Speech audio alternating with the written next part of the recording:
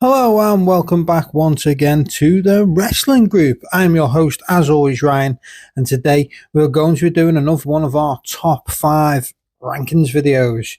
Now, I've not done one of these in a little while, but thought, this is what we need to do, get back on track. So we decided this is the best time to do it, and what a better way to start than to look at AEW's latest signing, David Finlay. Of course, AEW signed him recently, fending off WWE when they'd offered him a developmental NXT deal. AEW offered him a much better contract, so he's joined with All Elite Wrestling. That's right, in this video, we will be taking a look at the 5 best matches of Finlay's run in New Japan. So if you haven't seen his work yet, think of this as sort of a guide to his best matches, like a list if you want to go and check out. And obviously, if you are familiar with the Rebels' work, then feel free, leave your top 5 in the comment section down below. While you do, if you haven't already, please make sure to hit that subscribe button now. So David Finlay has been with New Japan since 2015. That's a decade of accolades and accomplishments that include being a 2-time IWGP Global Champion, an IWGP Tag Team Champion, a Never Openweight Champion, and a Never Openweight 6-man Tag Team Champion. He also won the New Japan Cup last year. So as always, we will start at number 5, taking a short look at each of the matches and why they're in our list, and make our way down to number 1 and what we deem to be the greatest match of David Finlay's career so far. So in at number 5, David Finlay versus Shota Umino in the 2025 New Japan Cup final. After 2 weeks of intense competition, these two faced off in the final of the New Japan Cup. The match started out pretty slow, with both guys sizing up the other and testing out some submission maneuvers, but with Finlay mainly taking the early advantage. At around the 8th minute mark, the match kicked up a notch and never let up after that. This is one of the best matches that I think I've seen from Shota too, to be honest. He did well targeting Dave Finlay's knee, trying to wear it down and create an opening for himself. When the match did spill to the outside, Finlay nailed Shota with a Uranagi over the guardrail and through a table. He then powerbombed Shota into the ring post, but Umino was able to crawl back inside at the count of 19. To end this one though, Finlay hit the Oblivion neckbreaker over his knee. Finlay then hit a standing powerbomb and a second one for the near fall. Finlay again set up for the overkill, but Shota got a roll up and got a near fall of his own. Finlay then nailed the overkill and scored the pinfall victory. A great finish to a great match, and of course, giving David Finlay the New Japan Cup win and a shot for the IWGP Heavyweight Championship. So in at number 4, David Finlay versus Will Ospreay in a G1 Climax 32 match. Now going into this match, David Finlay came out with the IWGP US Championship, even though Ospreay was actually the champion going into this non-title match for the G1 tournament. They started a little tussle for the title, which quickly moved to stiff elbows from both guys. I really enjoyed the rivalry between Ospreay and Finlay, and especially when it spilled out and became more about United Empire versus the Bullet Club War Dogs.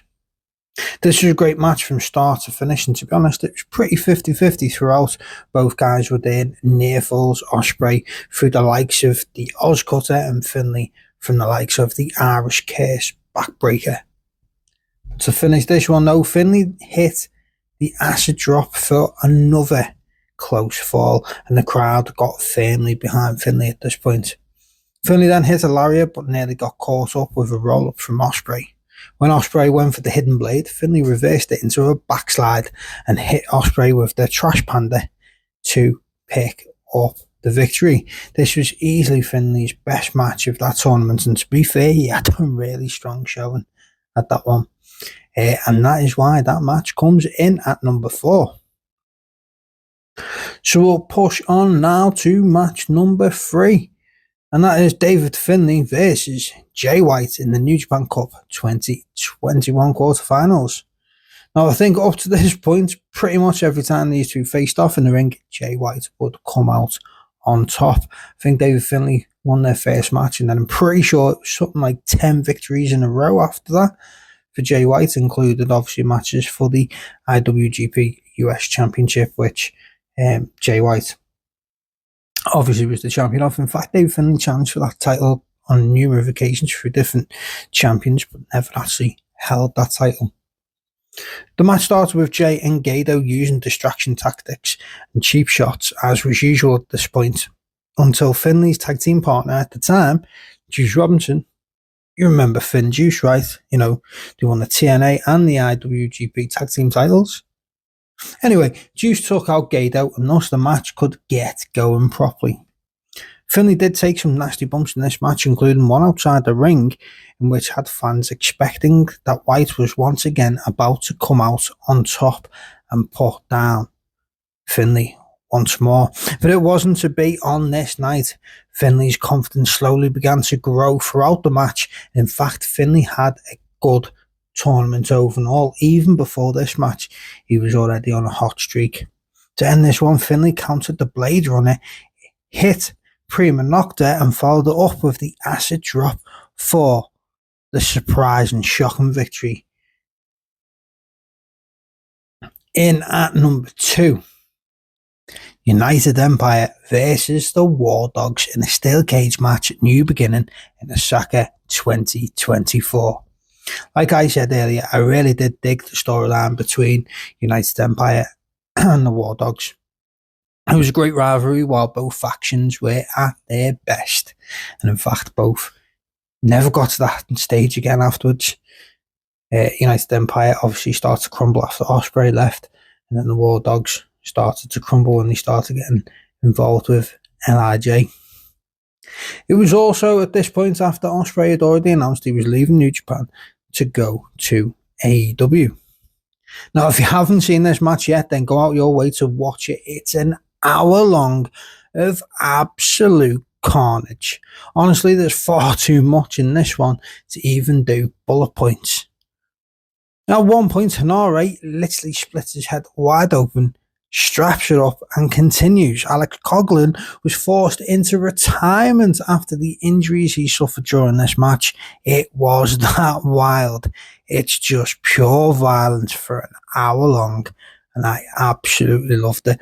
And to be fair, I think I've only rewatched it once afterwards, and I definitely need to rewatch it again soon. To end this one, though, a drive-by from Connors and Maloney left Ospreay ready for Finlay to hit the overkill and end the match and the war, with the War Dogs defeating United Empire in probably the wildest and most violent match in all of New Japan's history. So what could be number 1?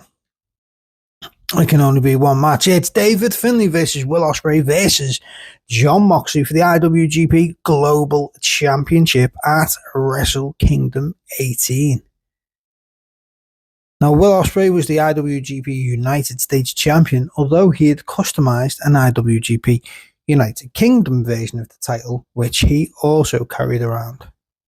David Finlay would attack both Ospreay and Moxley at Power Struggle and would end up taking a hammer to both versions of the title, thus leaving New Japan to create a new championship in their place, the IWGP Global Championship.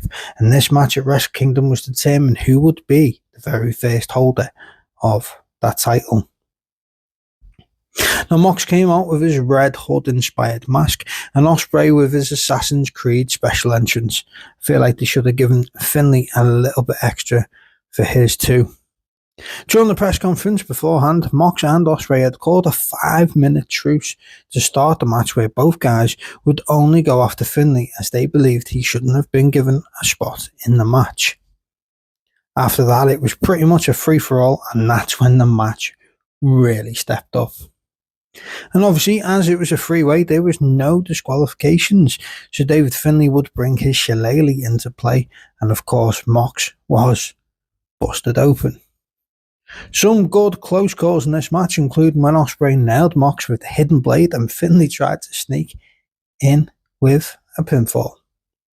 We had War Dogs trying to help Finlay to no avail as Mox and Ospreay fought them off, which would see Alex Coughlin go through a table. Finlay would finally put down Ospreay with Oblivion after 22 minutes and become the inaugural IWGP Global Champion. So there you have it. That is David Finlay's top 5 matches of his career so far. Do you agree with my picks? Let me know in the comment section below, and as always, please leave a like, drop us a comment, and of course the most important one, if you haven't, please subscribe to the wrestling group today.